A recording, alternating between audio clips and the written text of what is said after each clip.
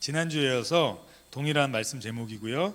말씀은 에스겔서 37장 11절부터 14절까지 한 절씩 교독하시고 마지막 절 같이 읽도록 하겠습니다. 또 내게 이르시되 인자야, 이 뼈들은 이스라엘 온 족속이라. 그들이 이르기를 우리의 뼈들이 말랐고 우리의 소망이 없어졌으니 우리가 다 멸절되었다 하느니라.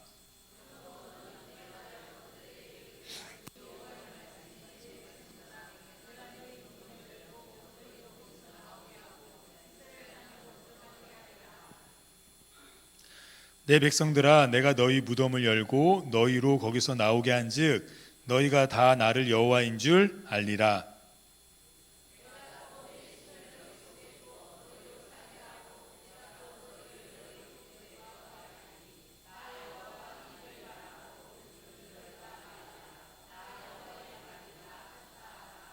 아멘.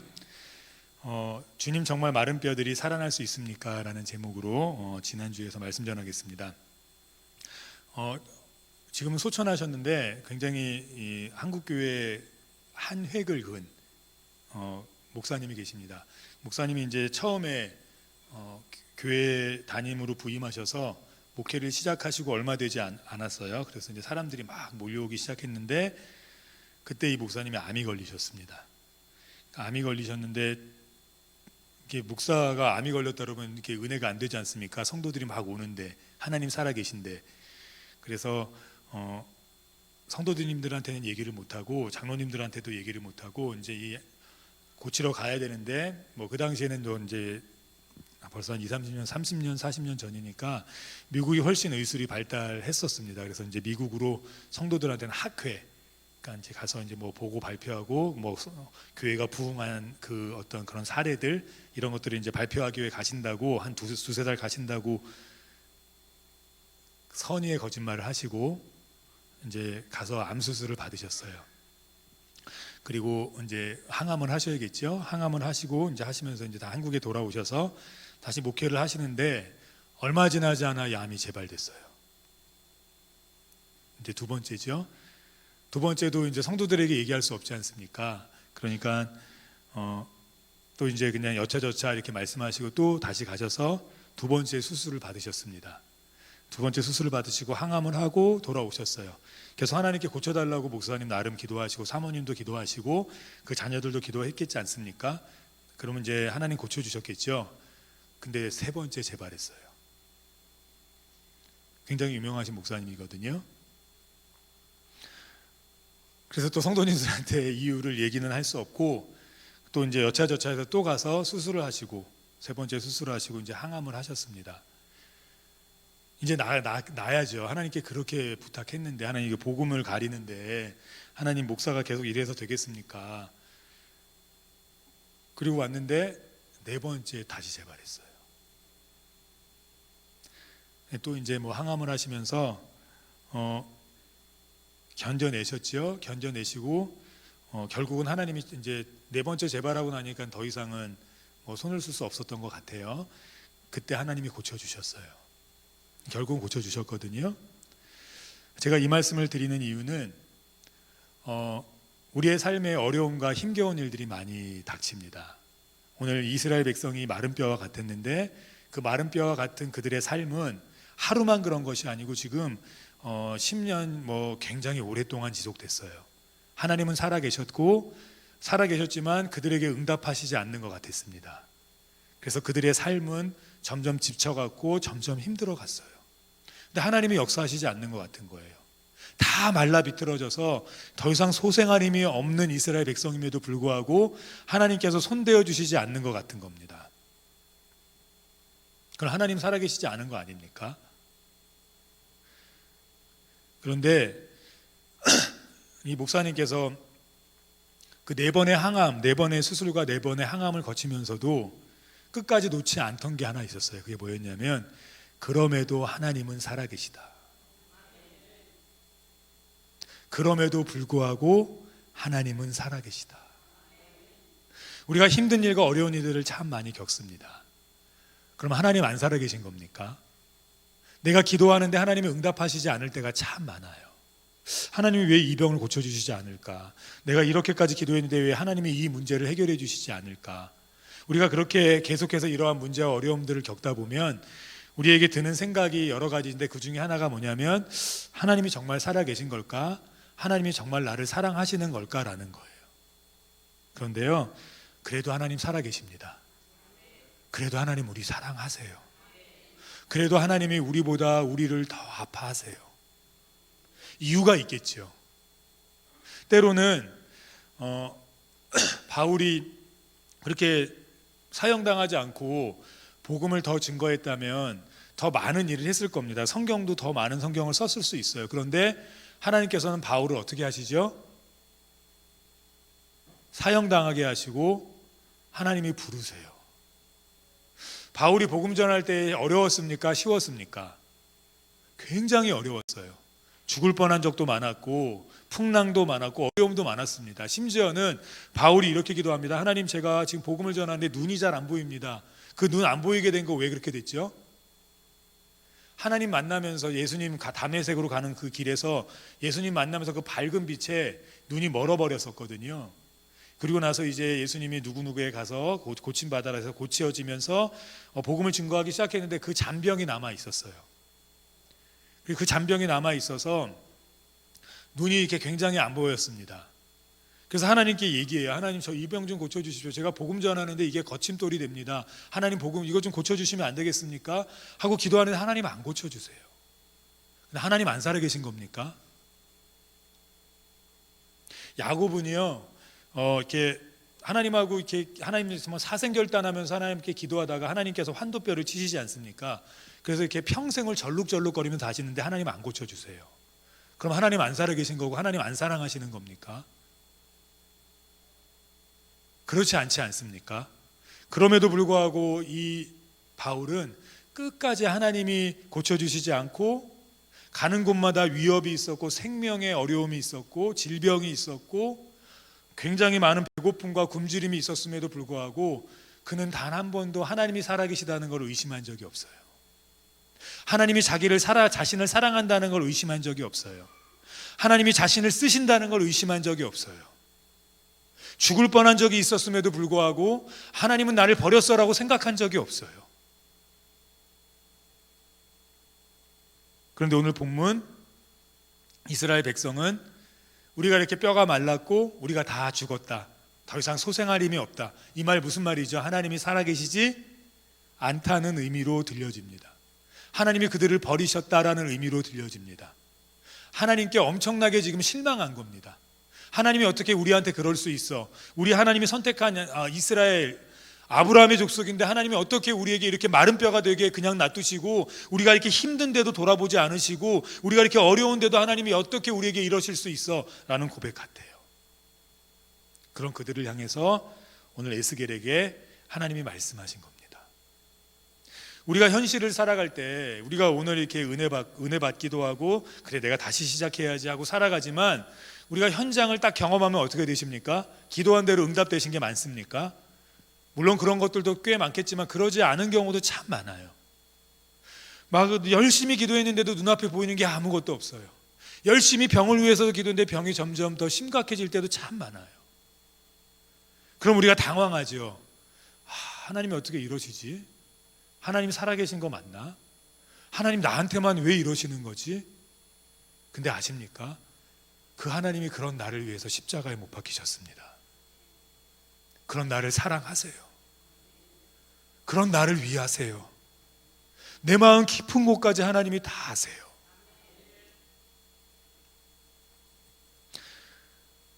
하나님이 사드락 메삭 아벳느고가 이런 고백하지 않습니까?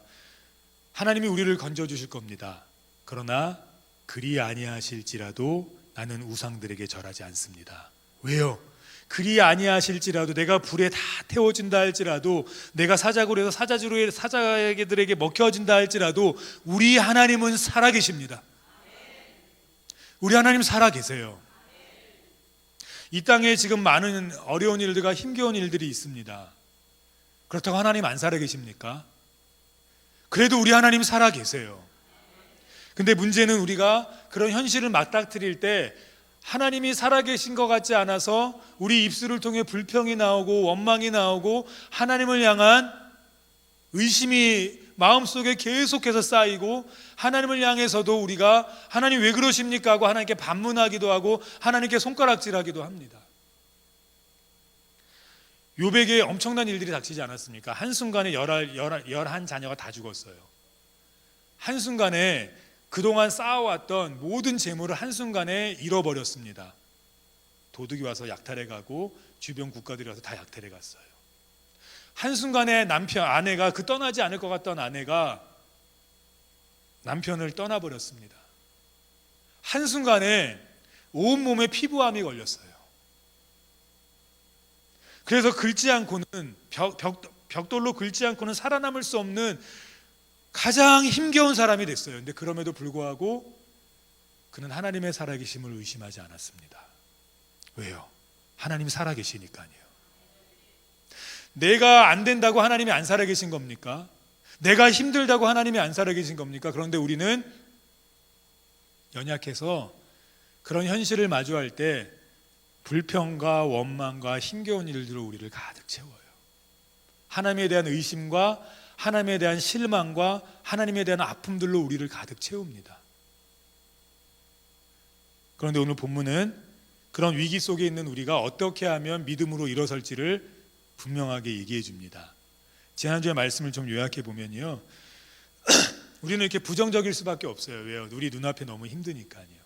그래서 늘 포기하고 늘 좌절하고 늘 이렇게 어려워합니다. 그런 이스라엘 백성 중에 단 한 사람이 깨어 있었어요. 그가 누구였습니까? 에스겔이었어요. 에스겔이 왜 깨어 있을 수 있었습니까? 눈앞에 지금 그 마른 뼈들을 보여줌에도 불구하고 정말 소생할 수 없는 그 마른 뼈들을 향해서 이 뼈들이 정말 살 수 있겠느냐라고 에스겔에게 하나님이 물어볼 때 에스겔은 하나님께 하나님 주님이 하십니다 라고 고백하거든요. 정말 불가능했습니다. 근데 어떻게 이런 고백이 나올 수 있었습니까?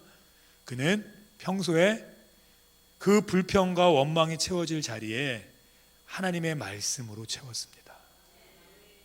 하나님의 말씀. 어떤 분들 이런 얘기 하시더라고요. 이렇게 저희 교회 성도님 중에서도 이런 말씀 하시더라고요. 기도하는데 하나님이 안 이루어 주신대요. 2년 동안 기도했는데 하나님이 안 이루어 주신대요. 그래서 하나님이 왜 그런 마음을 갖고 계신지 모르겠대요. 그런데 이런 말씀 하시더라고요. 그런데 이상하게 하나님이 믿겨진대요. 그 미친 거죠? 그것도 제가 저보다 나이 많으신데 미쳤습니까? 이렇게 할 수 있습니까? 하나님이 안 들어주세요. 2년이 지났는데도 그렇게 기도하시는데, 근데 이상하게 하나님이 믿겨진대요. 이상하게 하나님이 은혜를 주신대요. 이상하게. 왜 그렇습니까? 그래서 그 성도님을 보니까 매일매일 말씀을 접하고 매일매일 예배를 드리고 매일매일 말씀으로 살아가시는 분이더라고요. 그 목사님께서 마지막에 이제 4번째 항암을 하고 하나님 고쳐주시고 나서 이제 성도들한테 얘기를 했어요. 사실은 제가 암을 4번이나 수술했습니다. 성도들이 막 놀라는 거예요. 이제 한 3번째 됐을 땐 장로님들한테는 얘기했거든요. 장로님들하고 이제 중역들은 알고 있는데 일반 성도님들은 몰랐죠. 한 몇천 명 모이는 교회였으니까요. 그런데 이제 그 말을 듣고 다 어이구 이러는데, 왜 마지막에 말씀하셨습니까? 이제 고쳐주셨으니까 결국은 고쳐주셨으니까 말씀을 하셨는데, 이런 고백을 하시더라고요. 자기가 첫 번째 수술을 하고 하나님 고쳐주실 줄 알았는데 안 고쳐주셨대요. 두 번째 또 수술하고 항암을 하면서 고쳐주실 줄 알았는데 또 뭐 안 고쳐주셨대요. 세 번째, 네 번째도 안 고쳐주셨대요. 그런데 이상하게 자기 마음에는 하나님에 대한 열정이, 하나님을 향한 믿음이 사그러들지 않더래요. 그래도 하나님 살아계시지, 하나님이 이렇게 하시는 이유가 있겠지, 하나님 그래도 나를 혹시 이렇게 해서 나를 데려가신다고 해도 우리 하나님 살아계시지, 우리 하나님 살아계세요, 우리 하나님 역사하세요. 근데 결국은 고쳐주셨지요. 그래서 그렇게 크게 쓰임 받나 봐요. 그렇게 힘들고 어려운데도 단 한 번 하나님 원망 불평하지 않고, 그렇게 하나님께서 배신하신 것 같은데도 그래도 하나님 의심하지 않고 그때마다 부어주시는 그 말씀의 은혜로 우리 하나님 살아계시지, 우리 하나님 역사하시지. 우리 하나님이 내 병 고쳐주시지 않는다 할지라도, 비록 그리 아니하신다 할지라도 우리 하나님은 살아계시지. 이 믿음 언제 생깁니까? 우리에게 말씀이 채워질 때 생깁니다. 근데 이 말씀이 채워지는 거는요, 기적으로는 안 채워. 이 믿음이 생기는 거는요, 기적으로 생기지 않아요. 그리고 말씀이 채워지는 건 우리 성도님들이 이렇게 성경을 읽는다고 잘 안 됩니다. 맨 처음에는 이거 읽어도 무슨 얘기인지 잘 모르시고요. 그리고 읽어도 내가 읽었는지 안 읽었는지 몰라요. 왜냐하면 눈 감고 있거든요, 어느 순간. 그래서 이게 참 달고 오묘한 그 말씀, 잠 오게 하는 이 말씀은 뭐 이렇게 우리가 이제 이 말씀을 이렇게 수면제로 읽기도 하는데 죄송합니다. 시간을 떼어서 읽어도 5장 읽으면 한 절 기억날까 이렇습니다. 그래서 가장 좋은 방법은요, 예배 때 나오셔서 말씀을 듣는 거예요. 근데 주일 한 번으로는 안 되세요. 주일날 은혜 혹시라도 받고 가시면 월요일날 힘차게 사시고, 월요일날은 어려움과, 그래 내가 이 어려움 이길 수 있지 우리 하나님 계신데, 내가 이 질병 이길 수 있지 우리 하나님 계신데, 이렇게 살다가 화요일날 더 아파. 화요일날 갑자기 삿대질하는 사람을 만나면 그럼 그렇지, 내 인생 뭐 별거 있어? 우리 하나님 별거 있겠어? 이러면서 확 무너져요. 그 무너질 때 바로 수요일이 되는 겁니다. 수요일날 예배 나오셔서 또 다시 뭐 하셔야 되죠? 말씀을 들으셔야죠. 말씀을 듣고 또 목요일날 그래 내가 좀 약하고 내가 이렇게 그렇지만 우리 하나님은 살아계시지, 내게 주시는 받은 은혜 있으니까 내가 또 하루 잘 살아가야지 하다가 저녁 되면 아직도 왜 아무것도 해결이 안 돼? 그러면 금요일날 뭐가 있습니까? 예, 심야 기도회가 있어요. 뭐지, 심야도 아니고 그냥 저녁 기도회가 있습니다. 그래서 저녁 기도회에 와서 또 말씀 듣고 으쌰으쌰 기도하고, 토요일날 편히 쉬시면 이제 주일날 다시 하나님의 말씀을 듣습니다. 이렇게 해도 우리에게 믿음이 생길까 말까예요. 그런데 주일 한 번 들으면 월요일날 화요일날부터 무너집니다. 근데 하나님께서 안 그래도 역사 잘 안 해주시는데 요즘에 믿음이 없으면 하나님이 역사하시겠습니까? 하나님은 뭘 통해서 역사하십니까? 믿음을 통해서 역사하세요. 믿음을 통해서. 근데 그 믿음은 언제 생기죠? 기적을 통해 생기지 않아요. 기적을 통해서는 그때만 생기고 다시 없어집니다. 뭘 통해서 생깁니까? 말씀을 통해 생겨요. 그래서 말씀이 매일매일 우리 귀 속에 들어오셔야 돼요. 특별히 이렇게 비록 제가 말씀을 잘 못 전하지만 본교회에서 듣는 말씀이 제일 좋습니다. 예, 이렇게 인터넷으로 들으시고 운전하다 들으시는데, 저는 운전하다가 듣습니다. 뭐 이렇게 하다 듣습니다. 예, 그것도 참 좋으시지만 예배 속에 하나님을 경외하는 그 예배 속에 듣는 말씀이 가장 귀합니다. 그래서 제가 오늘 광고를 드린 거예요. 주일, 수요, 금요 예배 힘써 참석해 달라고. 수요 예배는 새벽 예배는 왜 뺐을까요? 너무 힘드신 것 같아서. 근데 또 다른 이유는 이제 많은 분들이 참석하시고 계세요. 예, 더 참석하실 줄 믿는데 제가 수요 예배에 상처받았습니다. 이번 수요 예배에. 어떻게 수요 예배보다 새벽 예배를 더 많이 나오시죠? 좋은데 상처가 됐어요. 좋은데 참 감사하고 참 좋은데 수요 예배도 참 많이 나와서 말씀을 들으셔야 되는데, 뭐 이런 생각이 들었습니다. 그래서 오늘 광고는 특별히 수요, 주일, 금요 이렇게 했습니다. 왜 했습니까? 말씀을 들어야 믿음이 생겨요. 믿음이 생기는데 어떤 믿음이 생깁니까? 그래 나는 할 수 있어, 이런 믿음을 얘기하는 게 아닙니다. 이런 믿음은 믿음이 아니고 긍정적인 사고죠. 거울 보면서 그래 너 할 수 있어, 어제까지 실패했지만 내일은 할 수 있어. 이거는 뭐 예수님 믿지 않는 사람들도 하지요. 이걸 누가 믿음이라고 합니까? 믿음은 뭐죠? 하나님이 살아계신 것을 믿는 거예요. 내가 어려움 속에 있어도, 내가 힘겨움 속에 있어도, 하나님이 홍해를 가르지 않는다 할지라도, 하나님이 무리를 걷게 하지 않는다 할지라도, 내가 물속에서 허우적 거릴 때 하나님이 그냥 보고 계신 것만 같다 할지라도, 그럼에도 불구하고 우리 하나님은 살아계셔. 이게 믿음입니다. 근데 그 믿음이 어디서 납니까? 들음에서 나요.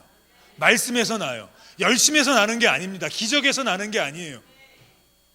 가장 먼저 들을 때 생각나는 게 뭡니까? 믿음은 들음에서 나고, 그 들음은 하나님의 말씀이며, 그 말씀을 들어서 생기는 믿음은 하나님이 살아계시다는 믿음이에요. 내가 어떠한 환경에 있다 할지라도 우리 하나님은 살아계시고, 비록 내 기도에 응답해 주시고 아직 응답하시고 계시진 않지만 그럼에도 내 하나님은 날 사랑하셔. 내가 아직 질병 속에 힘겨워하고 있지만 그럼에도 불구하고 우리 하나님은 살아계셔. 참 희한하죠. 그래서 이렇게 눈앞에 보이는 건 없는데 기도하면 하나님이 그렇게 힘을 주세요. 그렇게 말씀을 주세요. 그러면서 생각하게 하세요. 맞아, 우리 하나님 살아계시지. 비록 내 상황은 어렵지만, 지금 내 생각한 대로 모든 것이 잘 흘러가고 있지는 않지만 그래도 우리 하나님은 살아계시지. 내가 기도한 모든 기도의 제목들 하나님이 단 하나도 아직 응답하고 계시진 않지만 그럼에도 우리 하나님은 살아계시지. 이 믿음이 언제 생깁니까? 말씀 붙들 때. 그때 진짜 믿음이 일어나기 시작해요. 근데 이게 주일날 한 번으로는 안 되신다고요. 계속 말씀을 들으셔야 돼요. 계속 하나님께 예배 드리셔야 돼요. 이렇게 말씀으로 채워지면 이제 하나님의 우리가 응답을 좀 기대해야 되지 않습니까?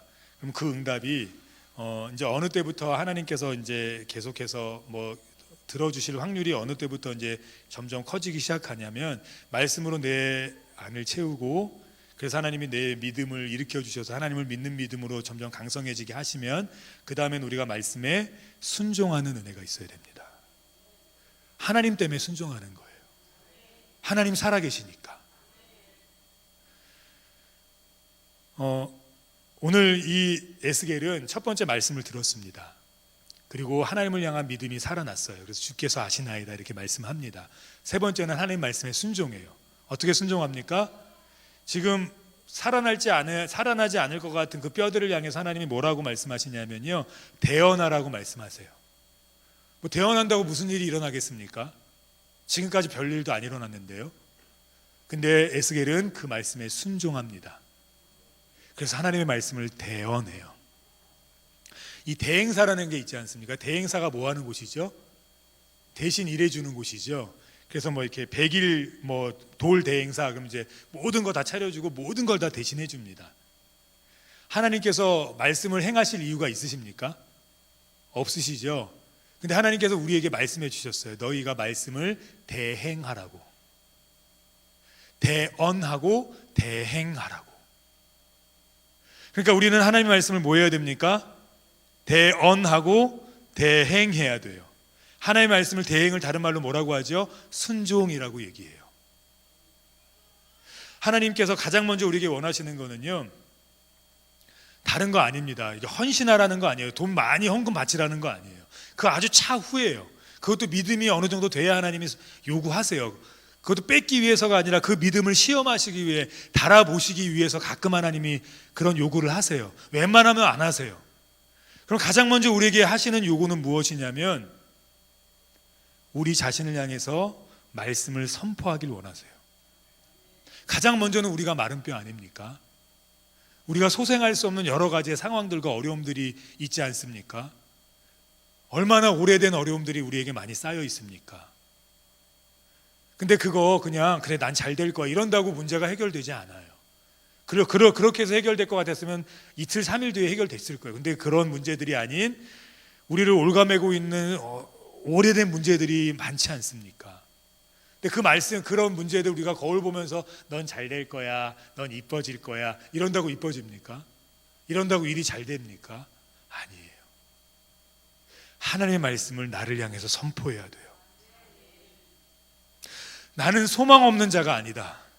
나는 절망에 빠질 자가 아니다. 왜냐하면 하나님이 내 아버지시기 때문에 이렇게 나를 향해 선포해야 됩니다. 내가 절망 속에 있을 때 사탄아 물러가라. 나는 소망 없는 자가 아니다. 여전히 소망이 없다 할지라도, 여전히 마른 뼈라 할지라도 하나님은 에스겔을 향해서 선포하라고, 보이는 그 뼈를 향해서 선포하라고 얘기했어요.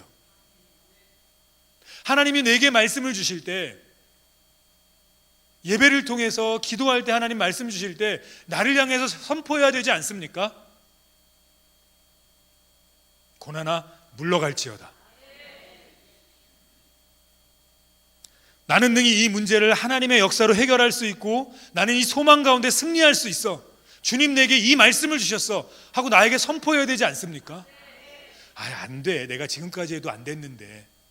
이스라엘 백성처럼 그렇게 얘기해서 되겠습니까? 비록 내 상황이 지금 그렇다 할지라도, 전혀 일어날 수 없는 마른 뼈와 같은 상황이라 할지라도 하나님께서 내게 말씀 주셨으니 내가 나를 향해서 선포해야 되지 않겠습니까? 그리고 해결되지 않는다 할지라도 하나님, 나는 주님만 붙들겠습니다 하고 주님께 기도의 자리로 나와야 되지 않겠습니까? 눈에 보이는 것이 없다 할지라도, 향상되는 것이 단 하나도 없다 할지라도 우리 하나님 살아계시니 말씀 주셨으니 내가 주님 붙들겠습니다 하고 나가야 되지 않겠습니까?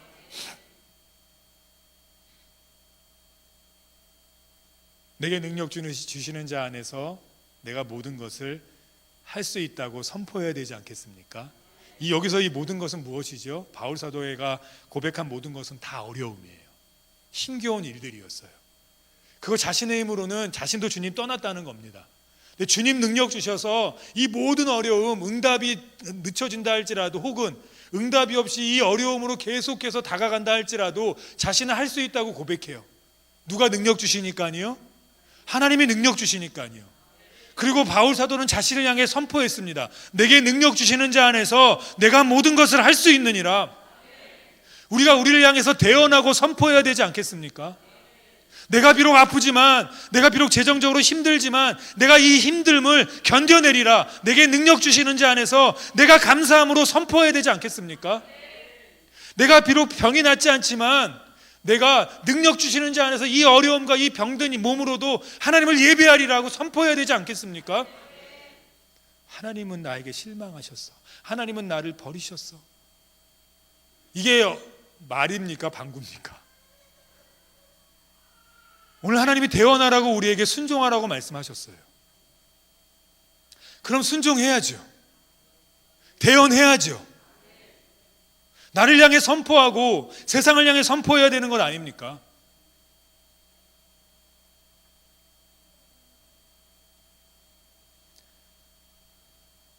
하나님께서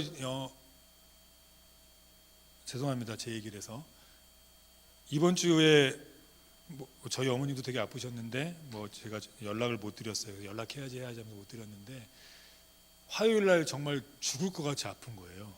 새벽에 새벽 예배 드리고 또 이 얘기하면 또 저희 어머니 걱정하시는데 하여튼 새벽 예배 드리고 이제 아침에 일어나서 내려갈 준비를 하는데 갑자기 앞이 컴컴해지면서 숨이 막히면서 숨이 안 쉬어지는 겁니다.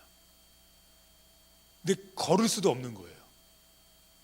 그러니까 서 있을 수도 없고 앉아 있을 수도 없고 누워 있을 수도 없고 걸을 수도 없었어요. 제가 이 따뜻한 물이 저 4층에서 나와서 이 4층에서 머리를 감고 있었거든요.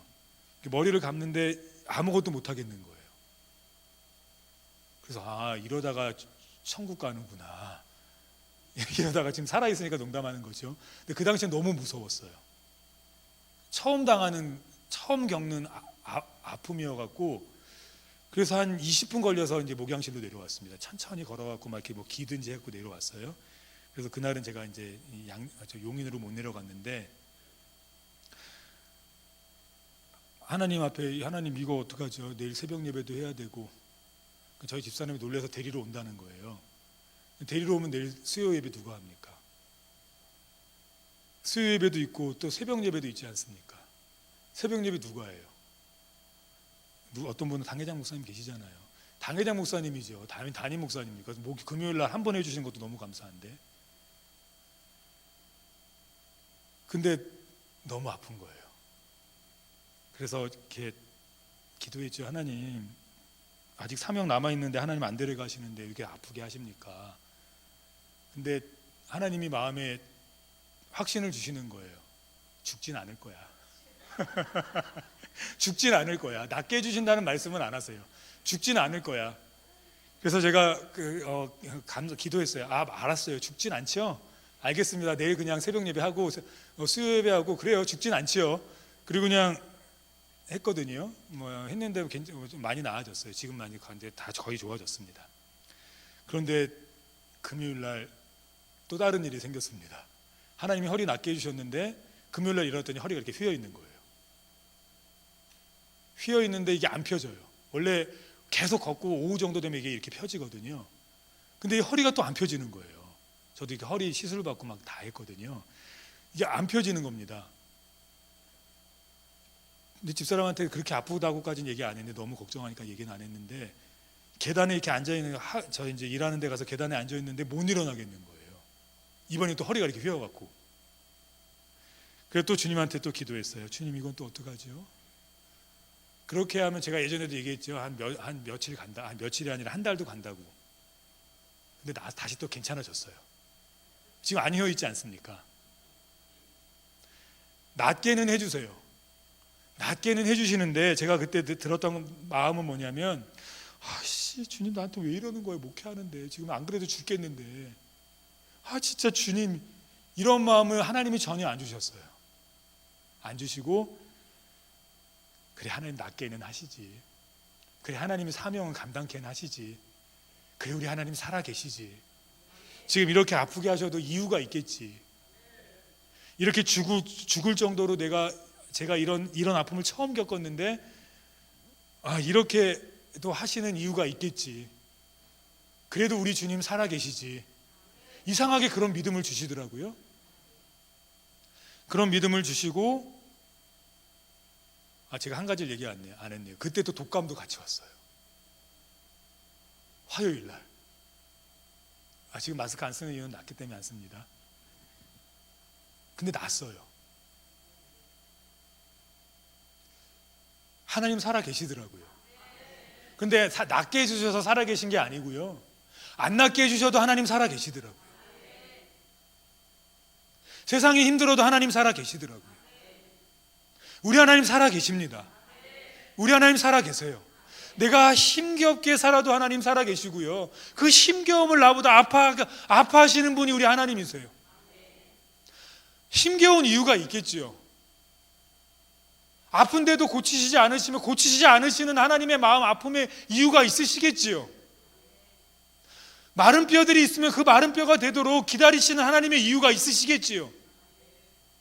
그때 하나님 우리에게 원하시는 게 무엇입니까?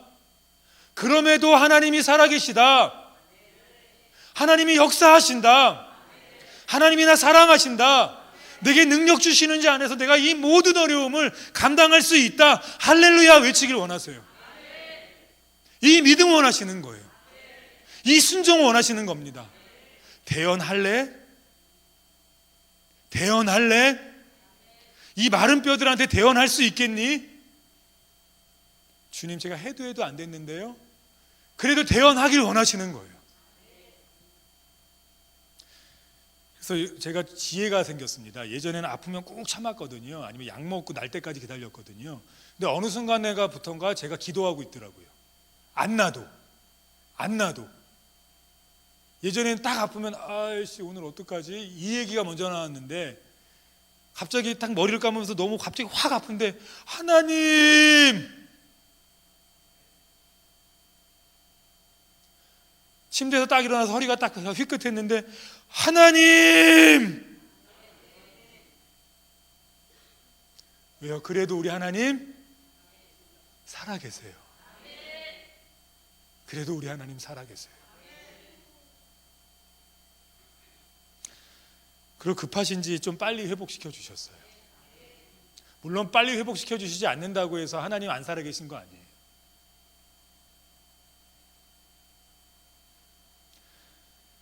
주님, 오늘 전해야 되는 말씀을 한 4분의 1밖에 못 전하긴 했지만, 하나님 우리에게 어느 때 가장 기뻐하십니까? 믿음은 들음에서 나는데 어떤 것이 믿음이라고 하십니까?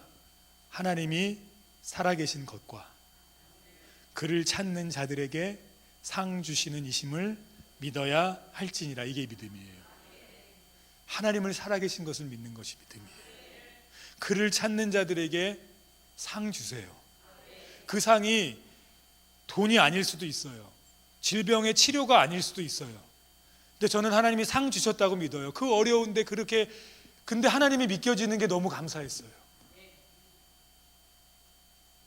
옛날 같았으면요, 죄송합니다. 자꾸 제 얘기를 해서 죄송합니다. 너무너무 죄송합니다. 옛날 같았으면 그냥 저희 아버지한테 전화했을 거예요. 아버지, 저 너무 아프니까 예배 좀 드려주세요. 저 내려가서 한 이틀만 쉬다 올라올게요. 그랬을 거예요. 근데 그러고 싶지 않았어요. 하나님 예배해야 되는 게 제가 해야 될 일이니까, 제가 해야 될 사명이니까. 근데 그런 마음이 든 거 제가 가진 게 아닌 것 같았습니다. 하나님이 주신 마음인 것 같았어요.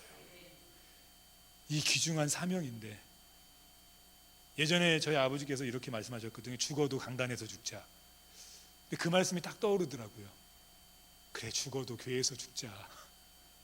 그러면 뭐 앰뷸런스 오겠지. 연락 일주일 하루 안 되면 우리 집사람이 그 911에 아니 뭐죠 119에 전화해서 앰뷸런스 오겠지. 뭐 하여튼 그런 마음 먹기까지 하나님이 믿음을 주셨습니다. 그게 너무 감사했어요. 야, 하나님이 그래도 목사 만들어 가시는구나. 그냥 탈만 쓴 목사인 줄 알았는데 하나님이 이제 나를 조금씩 만들어 가시는구나. 그게 참 아픈데도 감사하더라고요. 허리가 휘어 있는데도 감사하더라고요. 독감으로 열이 오르는데도 감사하더라고요. 우리 하나님 살아계십니다. 그 하나님을 믿는 우리는 복된 하나님의 자녀입니다. 이 은혜 기억하시고 말씀으로 늘 채우십시오. 그래서 하나님을 향한 믿음이 살아나서 이 연말에 새해를 계획할 때 우리가 하나님의 말씀 받고 새해를 계획했으면 좋겠습니다. 내가 살리라, 가정이 살리라, 질병에서 살리라, 경제에서 살리라. 이 하나님의 말씀 받는 이 마지막 한 달이 되시기를 주님의 이름으로 축원합니다. 우리 시간